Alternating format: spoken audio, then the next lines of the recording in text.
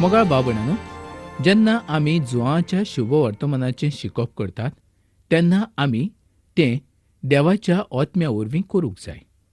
नितोळ काळजान जर आमी हें वाचलें वो आयकलें तर देवाचें व्हड गूढ जे लिपलोले आसात ते आमकां उक्ते जावंक पावतात.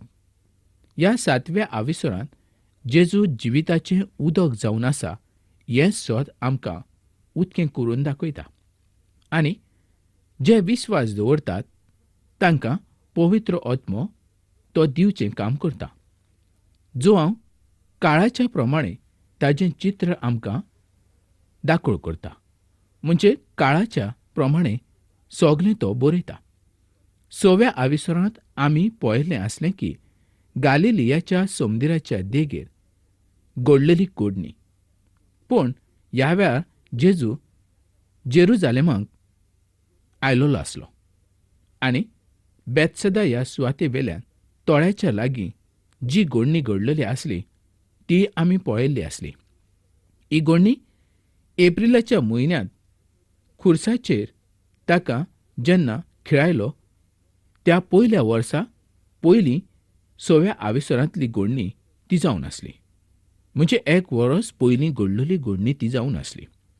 आनी 7व्या आविसरांतली जी घडणी आसली ती 6 म्हयने उपरांत घडलेली घडणी आसली. म्हणजे सुमार ती ऑक्टोबर म्हयन्यांत घडलेली घडणी आसूं येत. मॅथ्यूवाचो 15 ते 18 आविसर, तशेंच मार्काचो 7 ते 9 आविसर, लुकाचो 9 आविसर हातूंत ह्या काळाच्यो सगल्यो घडण्यो आनी गजाली आमकां पळोवंक मेळटात. ताच्या सेवेच्या निमाण्या वर्सा क्रिस्तान आपलें काम गालिलिया पर्यंत वाडयल्लें आसलें. तो जुदिया प्रांतांत परत आयलोलो नासलो, कारण धर्मीक वडिलांनी ताका मारचो बेत केल्लो आसलो. बापान हें सगळें थारायिल्लेंच आसलें. देवाच्या येवजणेंत जेजू सगळें करतालो. ताचो वेळ पावले शिवाय हे लोक ताका कांयच करूंक शकनासले. ताका हात पासून लावंक शकनासले. आतां आमी ताच्या जिविताच्या निमाण्या 6 म्हयन्यांनी आसात. 6 म्हयन्यां उपरांत तो खुर्साचेर मरपाचो आसलो आनी त्या काळांतल्यो पयल्यो घडण्यो ज्यो हांव बरे भशेन बरोवन आमकां दाखोळ करता. ह्या सुवातेचेर मंडपाची परब आसली. पयल्या वळीन आमकां दिसता की आतां ताका मारची येवजण ते करताले. खुर्साचेर ताका खिळावून मारचो तांचो बेत आसलो आनी 6 म्हयने उपरांत ते ताका धरतात आनी खुर्साचेर खिळायतात हें आमकां दिसून येता. मोगाळ भाव भयणांनो, हें वादळ आयज सुद्दां चालूच आसा. संवसारांत जायते तरेचो लोक आसा आनी जायते तरेचो लोकांचे विचार वेगवेगळे जावन आसात. आयज पासून जेजूच्या विरुद्ध काम करणारे जायते लोक ह्या संवसारांत आमकां पळोवपाक मेळटात. तांणी ताजी फकाणां केलीं आनी आयज सुद्दां तेच लोक ताजी फकाणां करीत आसा. आयज इस्रायलूच न्हय तर आख्ख्या संवसारांत ताजी फकाणां करपी लोक आसात. पूण मोगाळ भाव भयणांनो, जे कोण ताजी फकाणां करतात तांकां जिवितूच ना. पूण जाणें दोन जेजू क्रिस्ताचो मोग जागला तांकां देवाचो मोग म्हणजे कितें, देवाचें उतर म्हणजे कितें आनी तांच्या जिवितांत जो बदल घडून आयला ताचे उद्देशीं ते खूद देवाचे पूत आनी धोव जावन आसा. जेजू आतां जेरुजालेमांत वेता, कारण ही मंडपाच्या परबेची वेळ जावन आसली. 3ऱ्या परबेच्या वेळार जोण एक जुदेवान जेरुजालेमांत येवकूच जाय आसलें. आमच्या दोनयांत सुमर्त पाळची म्हणून पास्काच्या परबेच्या वेळार जेरुजालेमांत वयचें गरजेचें आसलें. मंडपाच्या परबेची गजाल लेवीच्या पुस्तकांत 23व्या आविसरांत आमकां वाचूंक मेळटा. इजिप्तांतल्यान इस्रायल लोकांची सुटका जाली म्हणून जी व्हड खुशालकाय तांकां फावो जाली त्या खुशालकायेचे संबंदी ही परब जावन आसली. कारण अरण्यांतलो तांचो प्रवास ते तंबूत रावून तांणी काडलेलो आसलो. त्या पासत ह्या परबेक ते मंडपाची परब म्हूण मनयताले. ह्या दिसा 70 बैलांची ते बोली दिताले. मंदिरांत उदक ते घालताले आनी निमाणे दिसा ते दोबरादान उदक त्या सुवातेचेर वतयताले. हें ह्याच पासत ते करताले की देवान तांकां खोडपांतल्यान उदक पिवूंक दिल्लें आसलें. हाजो उगडास करचे पासत ते अशें करताले. हें उदक ताणें शिलोम ह्या तळ्यांतल्यान हाडलेलें आसलें आनी ताणें जायतीं पिपां उदक त्या सुवातेचेर वतयल्लीं आसलीं आनी ह्या परबेच्या वेळार ते भितरले सुवातेचेर उजवाड करताले. हें ह्याच पासत की रातीच्या वेळार उज्याचो खांबो अरण्यांत तांकां उजवाड दितालो. ताणें तांकां अरण्यांत वाट दाखयल्ली आसली आनी आतां आमी समजूंक शकतात की कुपाच्या खांब्यान आनी उज्याच्या खांब्यान इस्रायेलाक कशे तरेन वाट दाखयल्ली. हें दोनया जेजू क्रिस्ताचें चित्र जावन आसा. पोरण्या करांतले यहोवा सोरेस्पराचे सगळ्यो परबो पूर्ण जाल्ल्यो आसल्यो. फकत मंडपाची परब पूर्ण जावंक नासली. जेन्ना आमचो दोनी जेजू ह्या पृथ्वीचेर परत येतलो तेन्ना हें पूर्ण जातलें. त्या वेळार जी व्हड खुशालकाय भोगतली ताजी ही खुणा जावन आसा. जोआच्या 7व्या आविसरांत 3 ते 5 वळींनी जे 2 दादले दाखयल्ले आसा ते ताजे भाव ताजे शीस नासले, पूण अर्दे ताजे भाव ताजे शीस नासले आनी अर्दे ताजे भाव ताजे शीस आसले. मॅथ्यूवाच्या 13व्या आविसरांत आनी 55वे वळी तांची नांवां जाकोब आनी जुसे अशीं दाखयिल्लीं आसात. ताजो अर्दो भाव जाकोब वो जाकोबाच्या चिटीचो बरयणारो जावन आसा. ताजो दुसरो अर्दो भाव जुदा वो चड करून जुदाच्या चिटीचो बरयणारो जावन आसा. पूण हें बरेंच उपरांत घडून आयलोलें आसलें. ह्या वेळार ताजे भाव ताजेर विश्वास दवरूंक नासले आनी आतां ते ताजेर विश्वास दवरताले. ते मारी पासून जल्माक आयलोले ताजे भाव जावन आसले आनी ते तर ताका सल्लो दिताले. पूण दोनया जेजून कोणाचो सल्लो घेवंक ना, कारण ताका मनशाचो सल्लो घेवची गरज नासली. तो आपणाच्या कामा प्रमाणे मुखार वचत रावलो. पूण हें ताजें स्वताचें काम नासलें तर तें बापाचें काम जावन आसलें. तो संवसाराच्या जाणवायेचेर पातयेवन नासलो, न्ही म्हूण आपणाचे जाणवायेचेर पातयेवन रावन आसलो. तो देवाचे येवजणे प्रमाणे मुखार वचत आसलो. तो देव बापाची खुशी पूर्ण करणारो जावन आसलो. ताणें अशें म्हणोंक ना की आपूण परबेच्या दिसा त्या सुवातेचेर वयचो ना म्हूण, पूण तो उक्तेपणी त्या सुवातेचेर वचून लोकांची शाबासकी घेवंक वचनासलो. तो देवाच्या वेळा प्रमाणे मुखार वेतालो. वो संवसार क्रिस्ताच्या विरोधांत आसा आनी हाजें कारण म्हणजे दोनी जेजू क्रिस्त. तो ह्या संवसाराचो उजवाड जावन आसा. तो ह्या संवसाराचेर उजवाड दिवंक आयलोलो, पूण लोकांनी काळोखाचीच वाट धरली. तांकां काळोखांत चलूंक बरें दिसलें. तांकां उजवाडांत चलूंक नाका जालें, कारण तांचीं कामां वायट जावन आसलीं. वायट जिवीत ते जियेताले. आयज पासून जे कोण वायट जिवीत जियेता तांकां उजवाडांत येवंक भिरांत दिसता.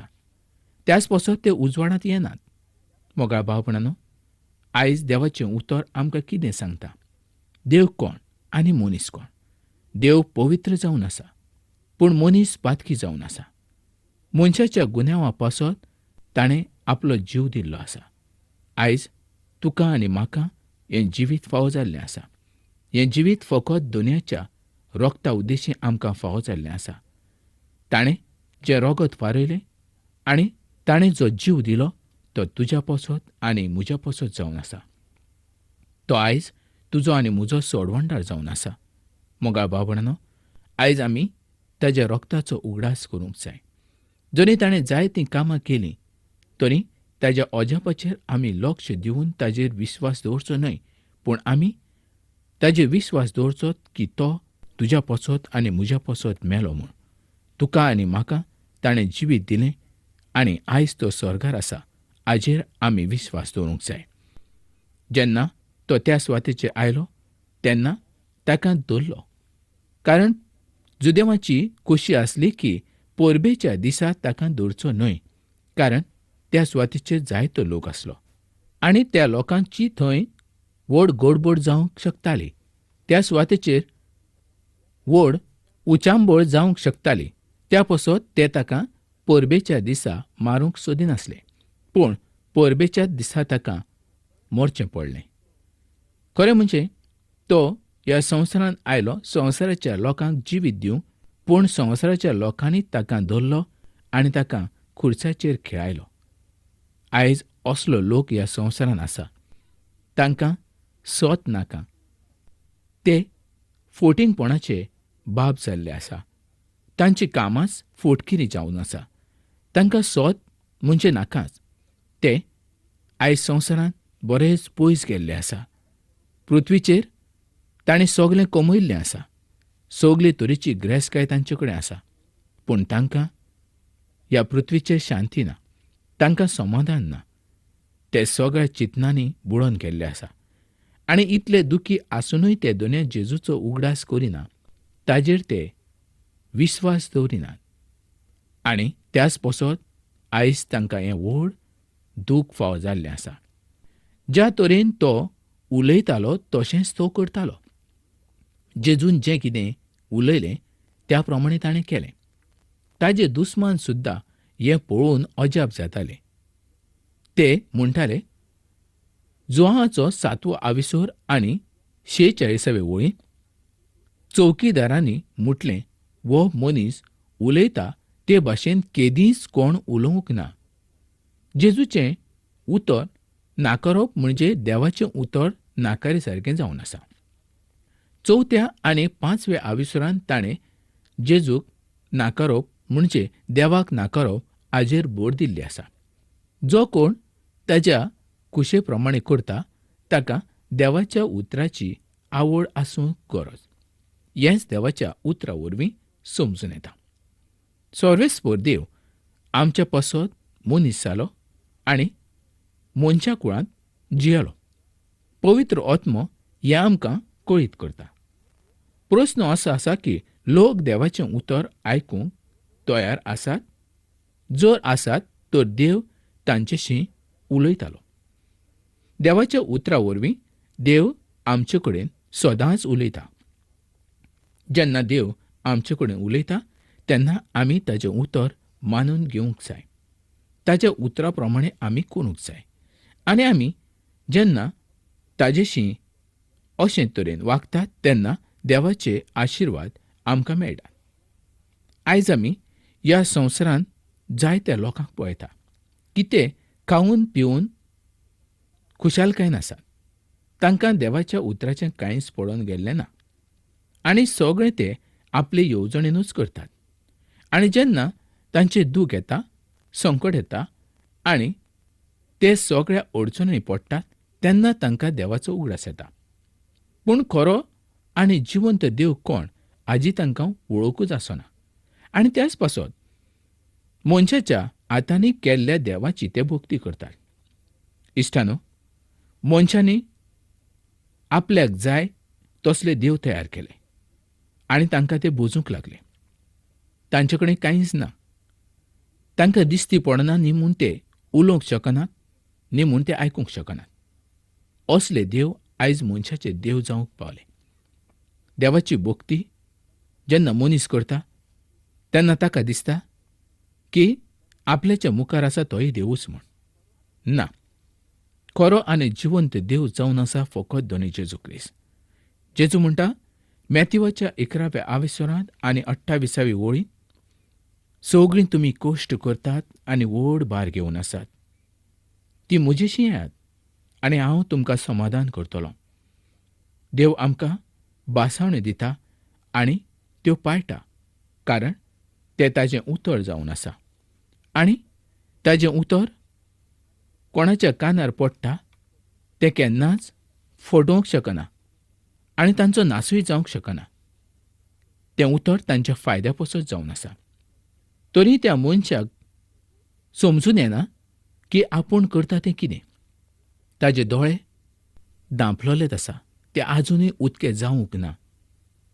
ताजे दोळे जर उदके जातले जाल्यार फकत दोन जेजू क्रिस्ता उद्देशींच ते उदके जावंक पावता. इश्टा, हांव जाणा तुका खूब दूख आसा.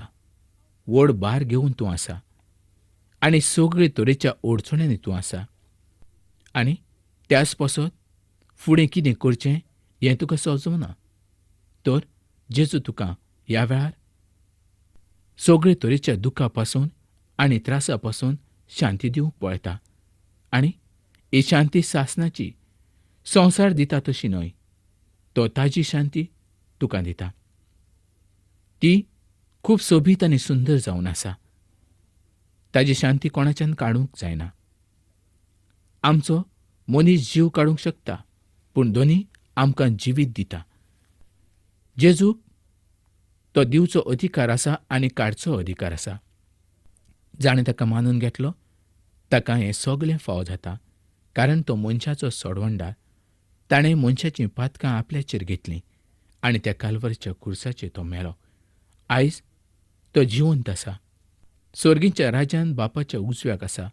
तो तुका आनी म्हाका पळयता. तर मोगा बाबणानो, खरेंच ही कार्यावळ तूं आयकता, तुका खूब बरी लागता आनी तूं जायते फावटी आमकां कळयता की आपणाक ही कार्यावळ कशी लागली. आनी तेन्ना आमच्या काळजाक खूब खुशालकाय भोगता. कारण तुवें तुजो वेळ पिड्ड्यार केलो, तुजे पयशे पिड्ड्यार केले आनी तूं आमकां तुजी मागणी कळयतात आनी ही कार्यावळ कशी लागली हेंय कळयता. त्या पासत आमी तुका चड आनी चड देव बरें करूं म्हणटा. मोगा बाबणानो, खरेंच आयज जो वेळ तुवें दोनूय देवाक दिल्लो आसा ताजो हिशोब देव आपल्या कडेन दवरता आनी ताजो फायदो आनी ताजो आशिर्वाद तो तुका दिल्या शिवाय रावचो ना. आमी देवाक जितलो वेळ दिता तितलोच तो आमकां आशिर्वादीत करता. जर आमी ताका वेळ दिलो ना जाल्यार सर्गेचे आशिर्वाद आमकां फावो जावचे ना. जेजूचो मोग होच आसा. कारण आमी ताजें उतर वाचूंक जाय, ताजें उतर आमी पाळूंक जाय आनी तें आमी आयकूंक जाय. जर आमी ह्यो 3 गजाली केल्यो जाल्यार सर्गेची खुशालकाय तुका आनी म्हाका भरपूर फाव जातली. आमकां आनी खंयच वचपाची गरज ना. आमी देवाच्या पांया मुखार बसूंक जाय. कारण सर्ग ताजें शिंवासन, पृथ्वी ताजी पांयाची मुणय जावन आसा. मोगा भावणानो, येदो व्हडलो देव आमच्या सांगाता आसत जाल्यार आमकां आनी खंय वचपाची गरज आसा अशें तुमकां दिसता? ना. जेजू तुका सोदूंक आयलो. आयज तुका जितलें दूख आसा आनी त्रास आसा तें काडच्या पासत तो आयलो. तुवें ताजेर बावार दवरूंक जाय. जेजू म्हणटा, पयलीं देवाचें राज सोद आनी ताची नीत. उपरांत तुका सगळें फाव जातलें. पूण मनीस आयज देवाचें राज सोदूंक वचना. तर तो आपणाचीच येवजण करूंक पळयता. आनी जेन्ना मनीस अशें करता तेन्ना ताका देवाचे लिपलेले गूट कशे उदके जातले, ताका देवाचे आशिर्वाद कशे फाव जातले आनी देव ताजे थंय आपली शांती कसो वतयतलो. तर मोगा भावणानो, खरेंच आयज तुका ही कार्यावळ कशी लागली आनी तुजी कसली गरज आसा आनी तुजें कसलें मागणें आसा, आयजूच तुजें मागणें तूं म्हाका कळय. तर मोगा भावणानो, ही कार्यावळ आमी हांगा सोंपोवया आनी फुडल्या कार्यावळीन आमी परत मेळुया.